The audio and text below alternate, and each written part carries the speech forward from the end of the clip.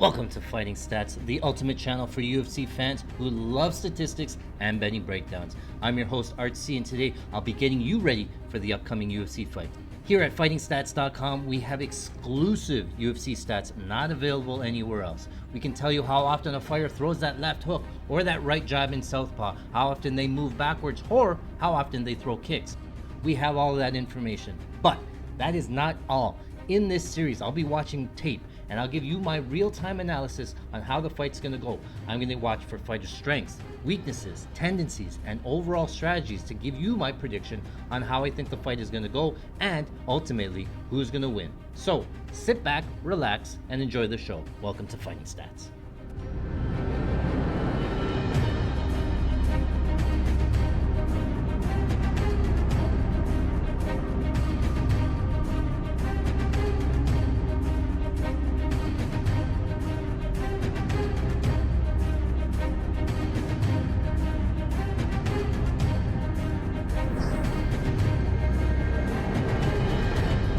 Welcome back to Fighting Stats. I'm your host, Art C, and today we are breaking down the UFC 302 co-main event middleweight fight between Sean Strickland and Paulo Costa.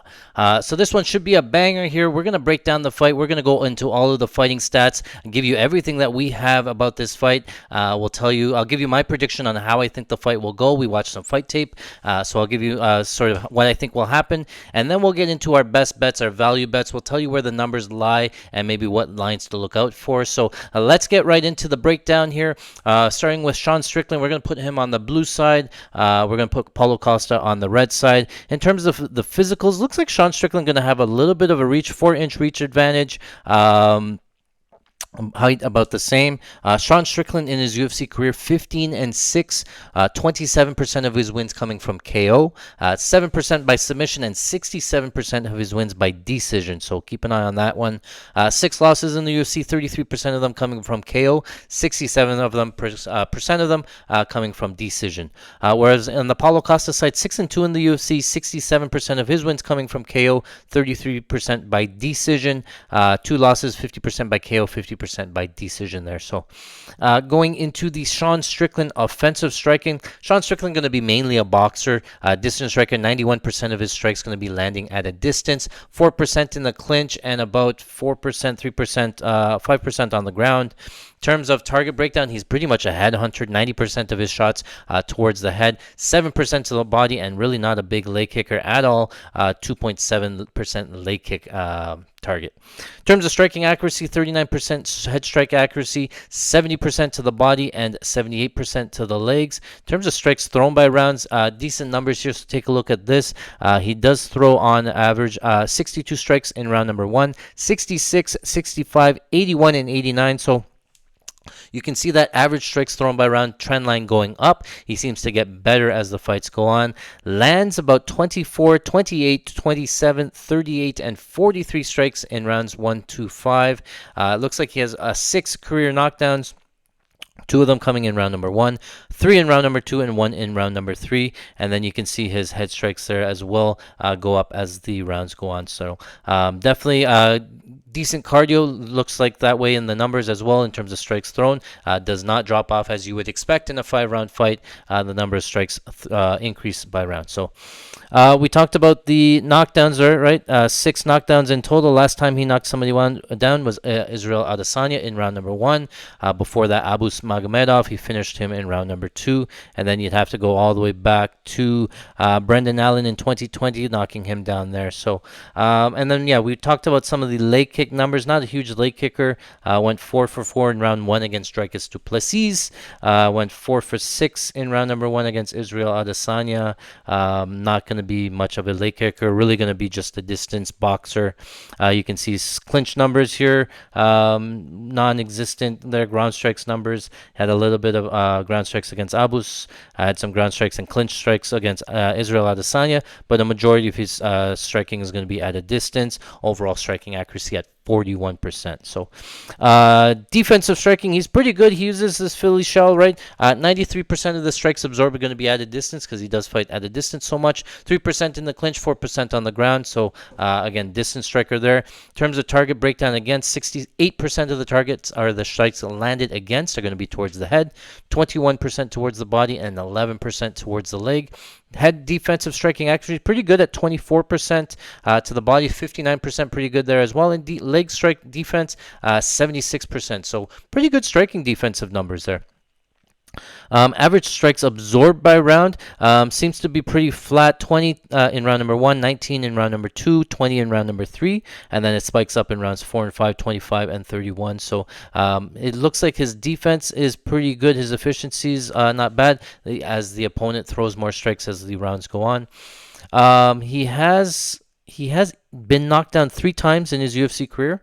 Let's look at who did that. So last time he was knocked down.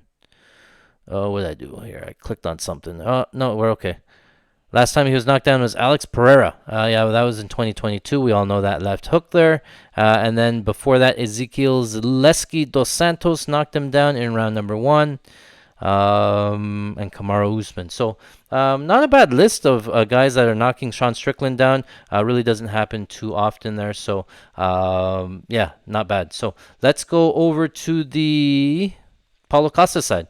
Paulo Costa, offensive striking here. Also going to be pretty much a striker here, so it's going to be a fun matchup. 85% of his strikes thrown are going to be at a distance. 7% in the clinch, 8% on the ground. His target breakdown a little bit less. 67% target towards the head, 29% to the body. He does work the body quite a bit as well, and 4% to the legs. Not a huge leg kicker, but yeah, not bad there. Striking actually 48% striking accuracy towards the head, pretty good. 86% towards the body, 86% towards the legs, and then you can see the strikes thrown by round or landed by round. 29 strikes landed in round 1, 25 in round number 2, 26 in round number 3. He does have 4 career UFC knockdowns against Yoel Romero, Uriah Hall, Johnny Hendricks.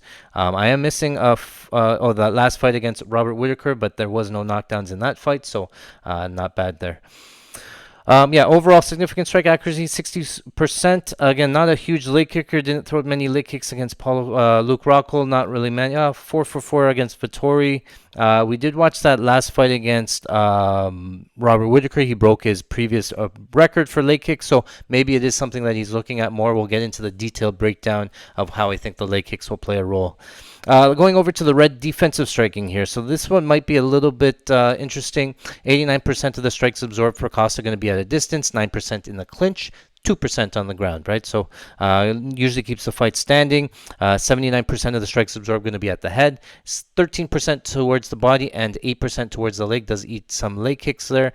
Defensive head strike accuracy, not the greatest at 45% head strike accuracy to the head. 78% towards the body and 91% towards the legs. So doesn't do a great job of defending leg kicks. Strikes absorbed by round 25, 25, and 31 in rounds 1, 2, and 3. Only been knocked down twice in his UFC career, once against Israel Adesanya and once against Yoel Romero. We talked about the leg kick numbers. Not a big leg kick. Robert Whittaker landed a bunch of them in that last fight there. Before that, Israel Adesanya going 15 of 16 in round number 1, 11 of 11 in round number 2. But I don't think he has to worry about that against Sean Strickland. Against Sean Strickland, mainly a boxer here. We're going to briefly go over the grappling report. I'm going to assume that nobody wants to grapple, and I'll show you a reason why here. Over Sean Strickland's UFC career, he's only attempted 28 takedowns.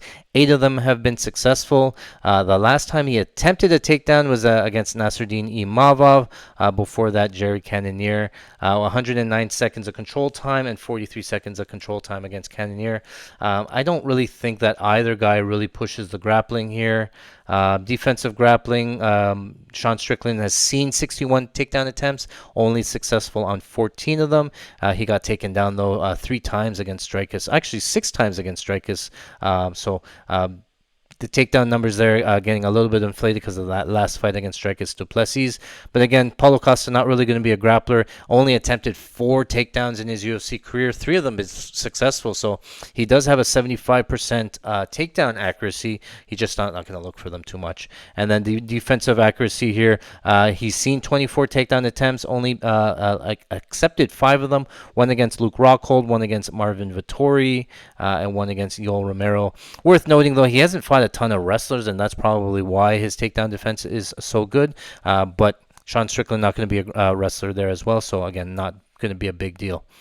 Let's go into the time breakdown here. So we talked about, again, both guys going to be strikers, distance strikers, right? And that's reflective in the numbers. 91% of Sean Strickland's fight time is going to be spent standing, 3% in the clinch, 2% attacking takedowns, things like that. So ground charts here, not going to be too relevant there. Spent most of the time on bottom and half guard. Things like that. And Paulo Costa, same thing. His time breakdown, 87% of his time breakdown going to be spent standing, 3% in the clinch there. So decent numbers. Basically tells us that the fight's going to be standing. All right, so let's get into the fighting stats. Striking tendencies. This one's going to be interesting because Sean Strickland, he throws 48% of his strikes going to be single strikes. He does have a high jab rate at 34%.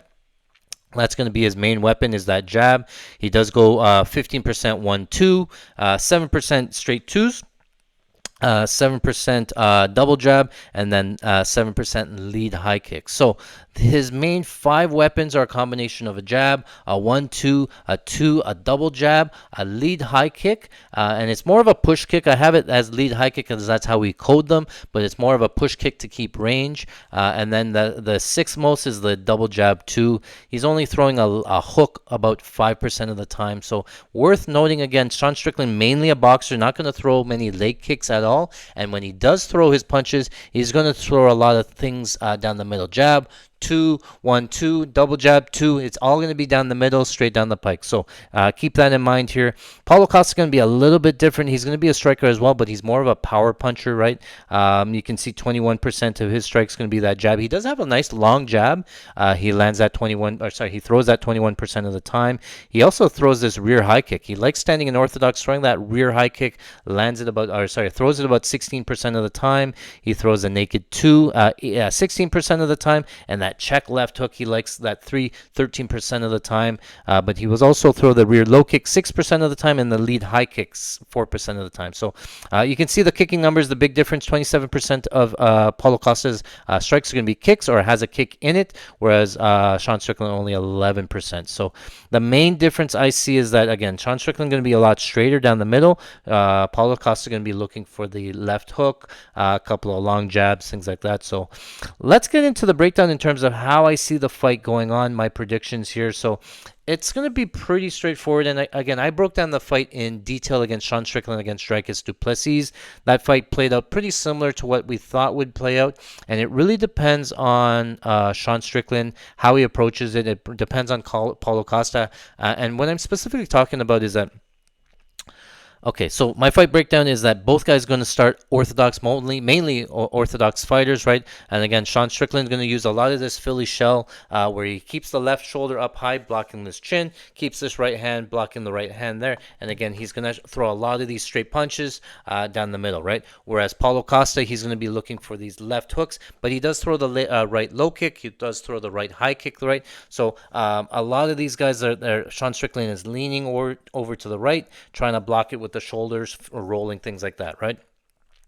So both guys are going to open up orthodox. Sean Strickland normally walks forward. He does a lot better walking his opponents down. We saw in the Israel Adesanya fight, he walked Israel Adesanya down for 5 rounds. Does a lot better on that lead leg coming forward. Against Dricus du Plessis, he switched and somehow he was either respected the power too much, but Sean Strickland started moving backwards and it was Dricus the one coming forward, landing some of the bigger shots. Sean Strickland not doing as well off of the back foot. So that's going to be a key to this fight, is how he approaches Paulo Costa. Paulo Costa not really one to stay on the outside, circle, jab, move around, right? Paulo Costa, you can see, if you go back and watch the Whitaker fight, he runs. The bell rings. he's at the center of the cage. He plants his feet. He's going to be in the middle of the cage there. So it might be Sean Strickland having to take the outside of the cage. If Sean Strickland comes forward, I don't know if Paulo Costa is going to move backwards. So it could be a firefight pretty early. I think Sean Strickland does have to respect some of the power coming back at him. So it might be Sean Strickland taking the outside, popping some jabs, trying to close the range. The difference is that if you look at the Sean Strickland fight and you look at the Robert Whittaker versus Costa fight, Robert Whittaker does a very good job of closing the distance. He has a very long jab where he jumps into the jab, a double jab, things like that. He was landing on Costa. He just seemed to be a lot faster. Sean Strickland, he's more upright, right? He doesn't have the bounce in his step because he doesn't have the wider stance to close distance. He's going to stand upright in Philly shell. He's going to have a light lead leg. He checks a lot of low kicks. So Paulo Costa is going to throw more low kicks than Sean Strickland will, and it's going to check a lot of them. Paulo Costa probably going to land a couple of them as well. But again, Sean Strickland's going to be in Philly shell. He's going to have this high guard. He's going to, try to block all those shots coming in. Paulo Costa is going to land the bigger shots. I think he can catch him. Well, again, Paulo Costa, he just keeps going to this check left hook when he moves back. He leans back. He does tall man defense. He throws the check left hook. It may land, but the striking defense, we talked about the striking defense of Sean Strickland. Very good head strike defense, right? So I don't think Paulo Costa is going to land clean. I think he might hit the guard a couple of times. It might be some bigger moments. Even Dreykus landed a couple of them, but it wasn't too big, right? We talked about the striking defense. Head strike defense, I think, was 20-something, 24%. So pretty good for Sean Strickland there. Yeah, I think it's going to be moments versus minutes. Sean Strickland probably going to be the minute winner. I'm going to be landing a little bit more volume. But I think Paulo Costa, he has a couple of things going for him. One, the outside low kicks and the kicking game of Costa. Again, Sean Strickland not going to throw really any kicks. It's just going to be the push kick to keep distance, whereas Paulo Costa going to throw outside low kicks. He's going to throw body kicks. He's going to throw lead high kicks. He even landed a wheel kick against Robert Whittaker in the round number one, stealing round number one on the judges' scorecards on two of the scorecards. It looked like Robert Whittaker was winning that round one. Landed wheel kick, rocked Whittaker, and put him out there. Not put him out, but ended up winning that round. So Paulo Costa has that ability to mix in the kicks. I know, again, Sean Strickland does a good job of checking the low kicks, but kicks towards the body, kicks towards the head, I could see them landing or at least doing some damage against the guard. Sean Strickland does a pretty good job of defending them, but again, it could be a difference maker here.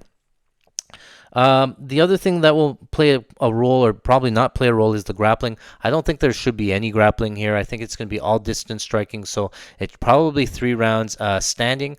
Paulo Costa is going to have the power advantage. I think he can land some bigger punches. One of the things, if you go back and watch my Sean Strickland versus Pereira breakdown, Sean Strickland, again, he's going to stand Philly shell. I keep on saying that, but what he does is anything down the middle, he's parrying these straight shots.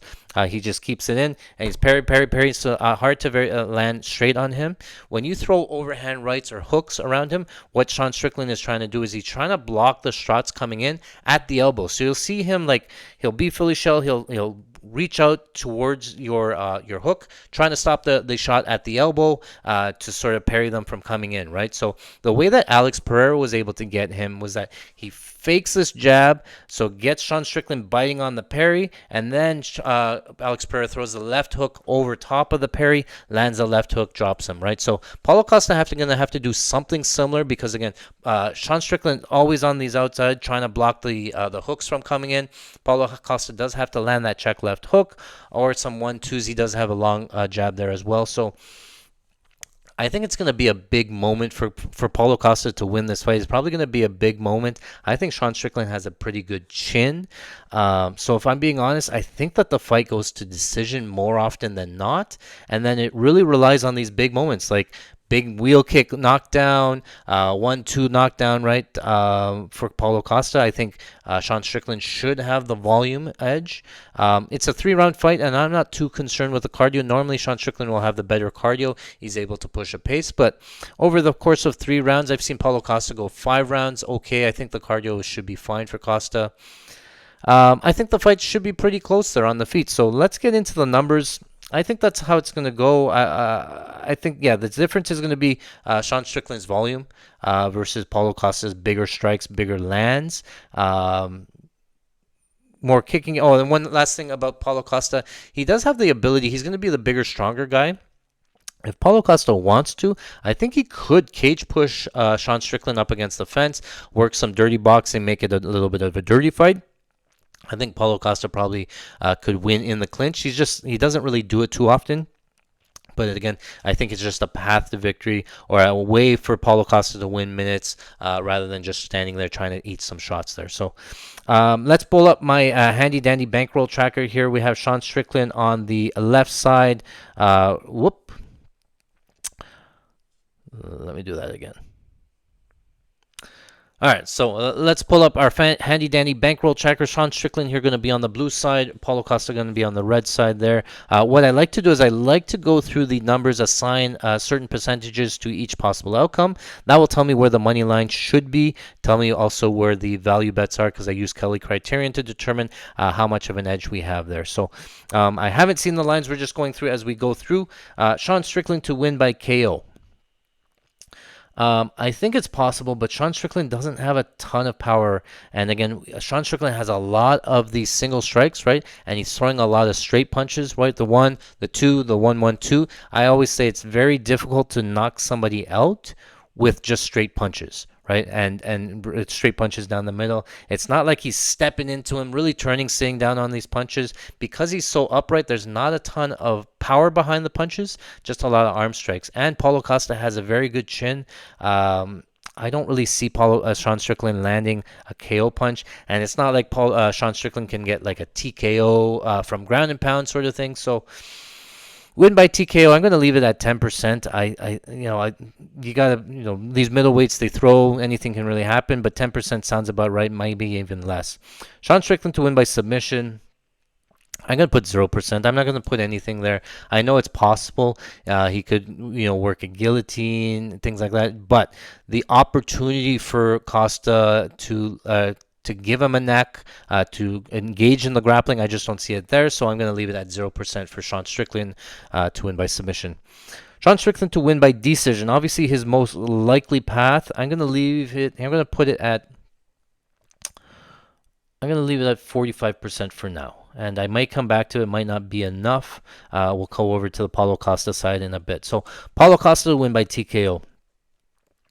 I think it's possible, but again, Sean Strickland, very good striking defense. We talked about those numbers. Very good Philly shell.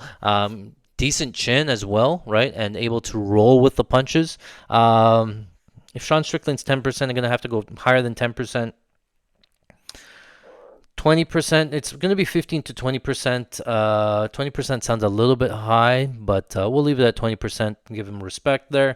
Paulo Costa to win by submission. If I gave Sean Strickland 0%, I'm going to give Paulo Costa 0%. Not going to really, get into those numbers. Not going to play those lines no matter what they are. Paulo Costa to win by decision. I think it's possible, but again, it's going to have to be multiple big moments. Spinning wheel kick to steal the round. Maybe landing the jab, maybe a lot of cage pushing there. So 20%, maybe 15 to 20% there. Let's go with 20% because I do think it's possible.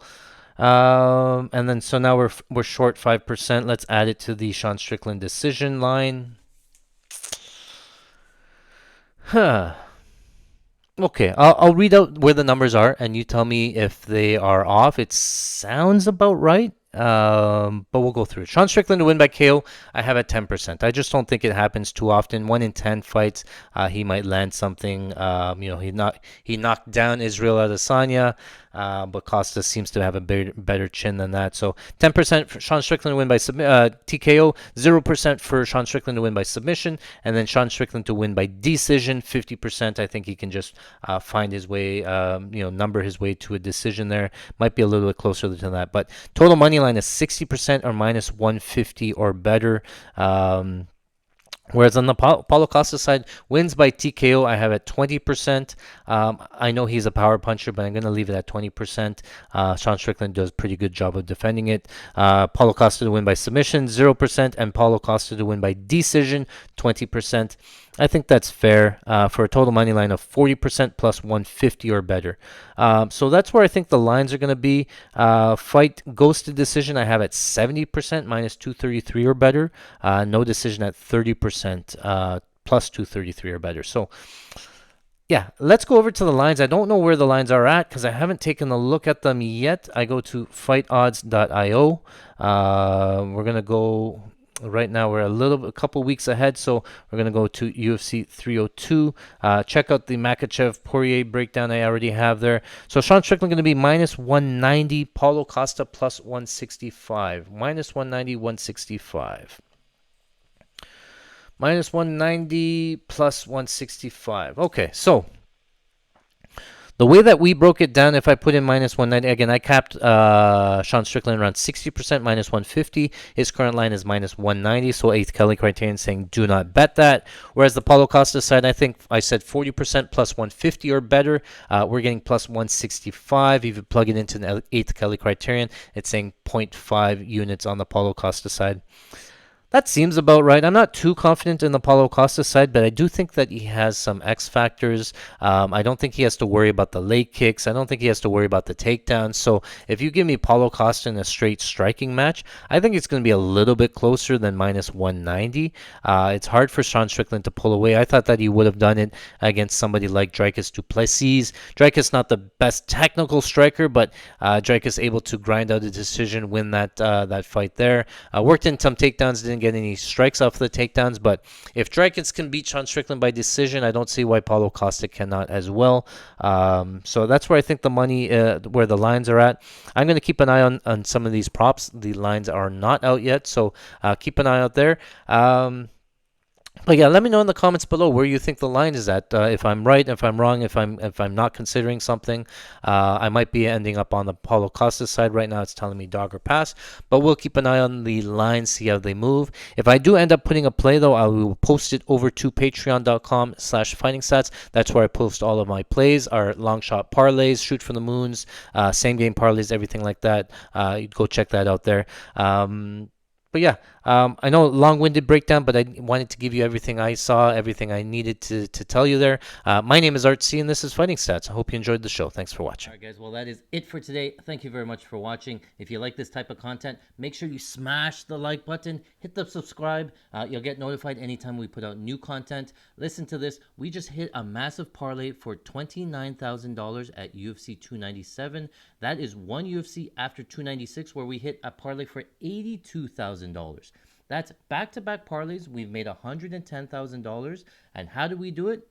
We use our exclusive fighting stats, not available anywhere else. Our exclusive fighting stats gives us information, gives us a big edge over the sportsbooks, and tell us what's going to happen within the fights. We post all that information, our breakdowns, our best bets, over at patreon.com/FightingStats. Don't miss out. Make sure you subscribe today. Again, my name is Art C. This is Fighting Stats. Thanks for watching.